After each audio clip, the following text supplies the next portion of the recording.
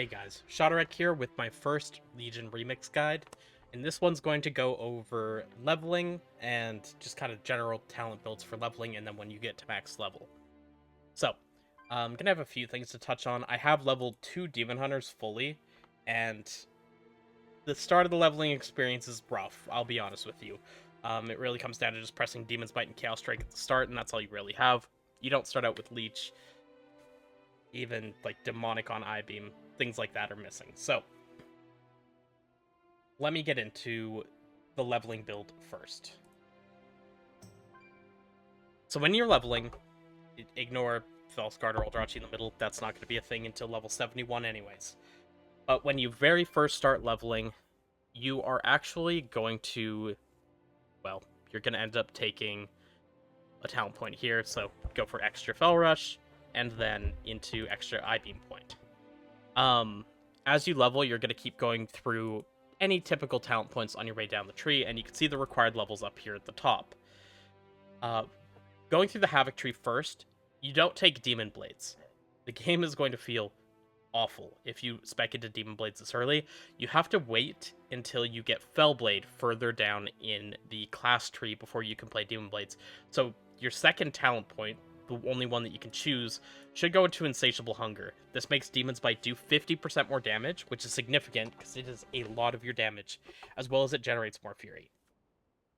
Until we get to the point that we get Fellblade later on, this is what we're going to continue running. So you're going to work your way down the trees. I recommend going through Immolation Aura Fury. Demon Hide will be, it'll be Immo Fury into First Blood. First Blood goes to Demon Hide. And then from here, go into Netherwalk, Deflecting Dance. And finally, in this first gate, you'll put a point into Critical Chaos. This will get changed later, but we'll worry about that later. During this same set of levels, you're going to be going through your tree down here. You have a bit of choice as to what you're going to be putting points into. You actually don't get Throw Glaive before you can pick Bouncing Glaives. I'd probably go into Shattered Restoration and Charred Warblades, just so you have a little bit of sustain. It's not great, but it's something. And then Imprison. You have to work your way down and spend points before you can actually activate the gate here to get Fellblade. So at this point, I'd recommend for open worlds, current, like, just when you're starting out, work down into Eldrachi Design for 3% parry. It's going to help at least. You can take the Throw Glaive Bounce and Chaos Nova.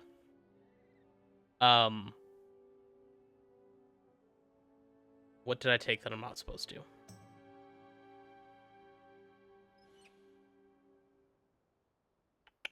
Okay, sorry, you have a choice of Imprison or Eldrachi Design. Typically, I wasn't getting much use out of Imprison, really. I took Eldrachi Design, and I replaced it later on, but you could just talent through either increased kick range or Consume Magic. Consume Magic really not that usable at low levels.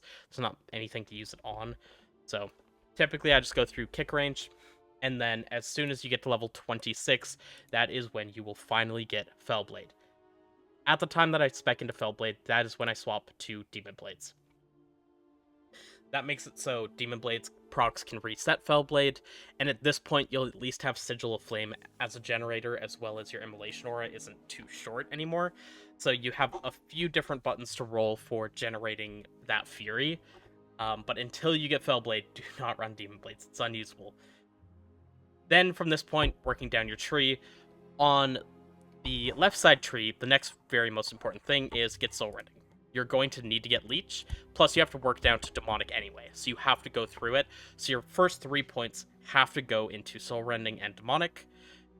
From there, I'd recommend any mix of talents up here. I do like going with Mastery increases move speed, so I go through Champion of the Glaive for extended range for pulling things, into Pursuit for that move speed. Then I took Aura of Pain. From here, you still need to work your way down. It's going to be 5 more points before you can get into the bottom of the tree. At this point, we're still at level 38. And from here, I don't want to spend double points on Infernal Armor still, so I go through Lost in Darkness and Will of the Illidari. I'll get Illidari Knowledge, and you'll have 2 more points to spend above. At some point, Consume Magic will be taken and Imprison. doesn't really matter when you take these. I end up not running Sigil of Misery at all, just don't really have a use for it. And then as soon as you get down to this bottom gate, you're going to rush straight to the bottom for Collective Anguish. So 4.5% Mastery, Fel Rush CDR, Collective Anguish. All good for open world gameplay. Important that you're going to want to get that. Next, you're going to want Rush of Chaos, which brings Metamorphosis down from a 3-minute to a 2-minute cooldown. Personally, I just ran through Darkness. It's at least useful open world. And then from there, straight down into the Hunt. And then after that, you're going to work through just regular talents, which lets you take Quicken Sigils and Flames of Fury. So Sigil of Flame does more damage, generates some extra Fury, and you don't have the 2-second pop on that Sigil anymore. Doesn't really matter too much on the rest of these nodes. The really important thing is paving down instantly to Fellblade, get it as soon as you can, probably have Eldrachi design early on for the parry, and get Soul Running and Demonic as soon as you can. Once you get to the bottom, make sure you get Collective Anguish. The extra healing on the I-Beam is very useful. It's also just good for damage. This will serve you up until level 70. On the right side of the tree, I changed my talents around at a couple points, but the first node I go for typically is going to be Scars of Suffering. 4% versatility is just good, and Trail of Ruin. From there, I went into 2 points of Blind Fury, and then I will pick up Initiative. And that's just because open world and all the gameplay that you're doing, mobs are dying very quickly, and every time you take a new mob, you get that 10% crit chance. It just performs very well. From here, I started to go into making Immolation Aura stronger. So you can either do Chaotic Transformation and Looks can kill first, or you can go into Immolation Aura right away. But in this case, let's do Chaotic Transformation, Looks can kill. And one thing that is nice, I will mention, as I said earlier, leveling a DH is rough, and you start with very few buttons and very little you can do, but every level does feel like it matters for the most part, especially the ones that give you your Havoc Tree points, so that's good. But after you've gotten these, you're just going to worry about going down and getting the Immolation Aura buffing points. And then you could spend a point on Serrated Glaive. That'll just simply make it so that you do extra 15% damage on Chaos Strikes. And at this point, we need 2 more points spent to get down to the Ragefire section. So I put a point into Furious Gaze, and then I put a temporary point into Dancing with Fate. From here, once you get to this bottom section, I'd recommend putting a point into Inner Demon. It's really strong, and you just want to rush for 2 points into Know Your Enemy. If your character for some reason has 0 crit, you can skip this for a while, but gearing-wise, you're going to want to focus on crit, so that's fine. After you've gotten Know Your Enemy, then you're going to look into probably taking Ragefire, A Fire Inside, something along those lines, as well as Cycle of Hatred. Around this point is also when I would then make a swap. And that swap would be, in this top section, you take Accelerated Blade instead of Critical Chaos, you'll take Furious Throws instead of Dancing with Fate, and you'll take Soul Scar and Screaming Brutality. This is somewhere around level 65 where you spent most of your points, and this makes it so Blade Dance auto-throws your glaives, applies your Burning Wound out, plus the glaives themselves just do a significant portion of damage, and then you have Ragefire, you have A Fire Inside, your Immolation Auras will actually start to do a ton of damage open world. From here, the remaining points are just going to go into Chaotic Disposition, pretty much just an extra 8.5% damage to Chaos abilities, which is going to include Immolation Aura and things like Soul Scar, I-Beam itself, Chaos Strike, Annihilation. Once you've gotten to this point, you're now looking at what is basically a live version of the Mythic Plus builds for both Eldrachi and Felsguard. This is what the Havoc tree looks like. For Felsguard, you run Collective Anguish over here on the Havoc tree, whereas Eldrachi runs Sigil of Spite. You can play either Eldrachi or Felsguard.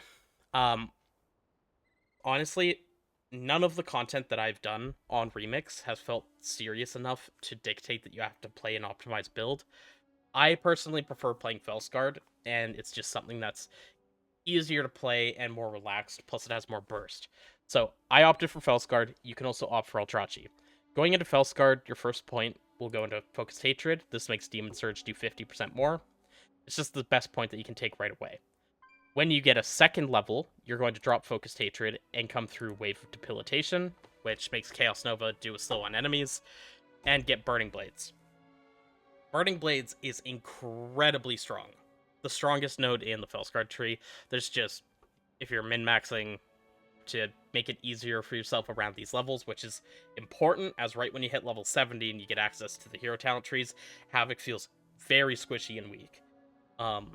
From there, I go back into Focused Hatred, Violent Transformation, down through Flamebound, which buffs Immolation Aura more, makes it a 10-yard range instead of 8, as well as increasing the critical strike damage bonus, which makes the damage go up a lot, plus 1-to-1 buffs Ragefire. Then you get Demonic Intensity. So, down this middle section, it makes it so meta is also going to reset Sigil of Flame and Immolation Aura, so you want to spend all your Immolation Auras before you press it. Sigil of Flame simply doesn't do much damage, doesn't matter much. But Immolation Aura starts to absolutely crank, and then Demonic Intensity makes it so that they are also empowered, so they'll Demon Surge, as well as they do 30% more damage. So Immolation Aura becomes Consuming Fire in meta, and does way more damage when you actually press Metamorphosis. After that, you'll go down the right side of the tree. Because things feel very one-shotty, I recommend Set Fire to the Pain. You can also go improve Soul Rending, which is, instead of having 10/20% leech when you're in meta, you'll have 12 or 24% in meta. But I go for the 5% damage stagger. And then you go down through Enduring Torment, which buffs you more outside of those Demonic or Metamorphosis windows, Monster Rising, which also does, and then Untethered Fury is your last node, which will bring you up to 170 Fury.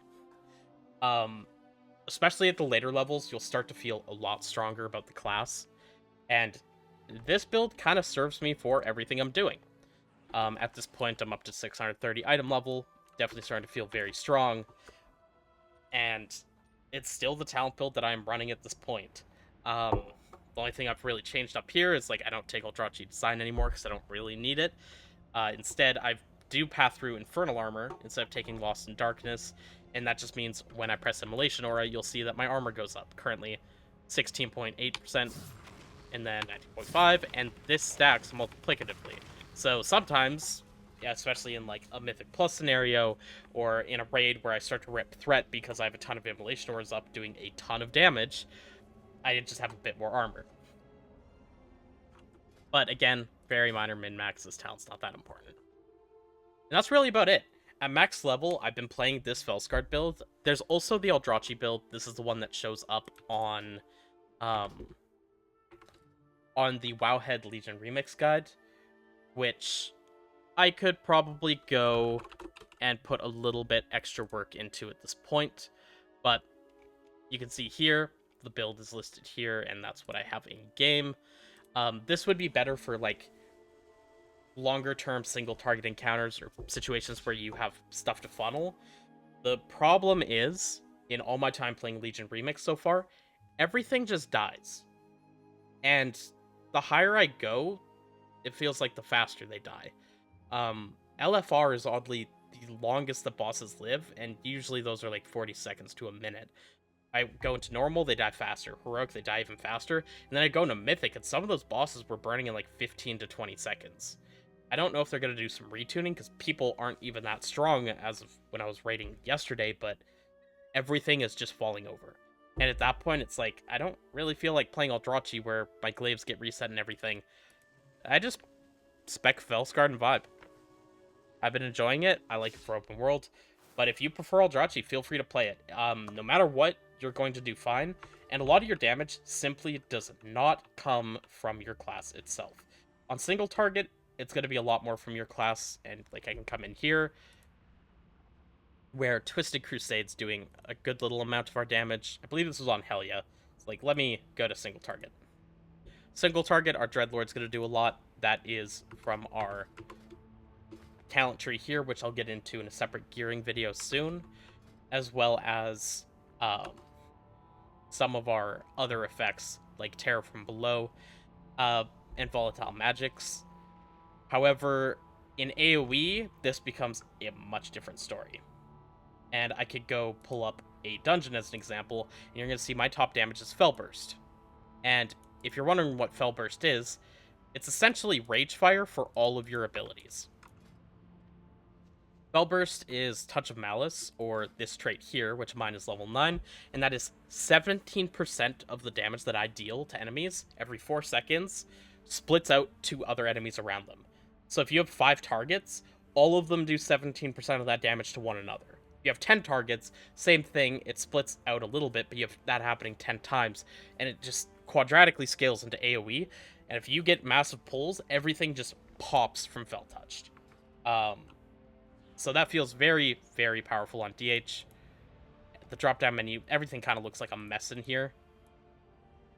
It's because I need to close Infernal Dreadlord, but you can see Fell Burst is absolute number 1, which is like our most important trait in any situation but single target. You want that, and there's nothing to min-max on single target right now, unless the future raids are really difficult, to worry about not running it. So, just kind of the most important trait to have. And you can see our damage matters a lot less. However, because of our stats and just how much we tend to get, Havoc is in a better spot than a lot of classes because our mastery is very good. And you can see here I have 171% mastery, so my chaos damage abilities do a hell of a lot more than anything else.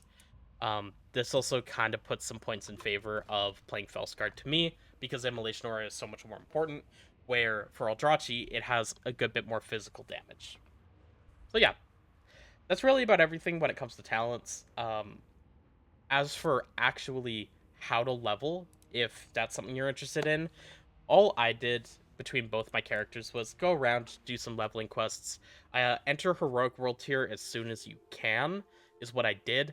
I don't know if I'd recommend it, because it's pretty difficult. If you do it and you're not having fun with it, just drop out of it. But the fastest way to level is to queue dungeons, LFR raids when you can, and just do those with questing being done between. But this was a game mode that I just took my time with, and I've been having a lot of fun with. So let me know if you guys have been enjoying Legion Remix in the comments down below, or if there's anything else you'd like to share down there. And if you want to stay up to date with Havoc Demon Hunter, I'd appreciate a follow to my channel. Thanks, and I'll see you in the next one. Bye for now.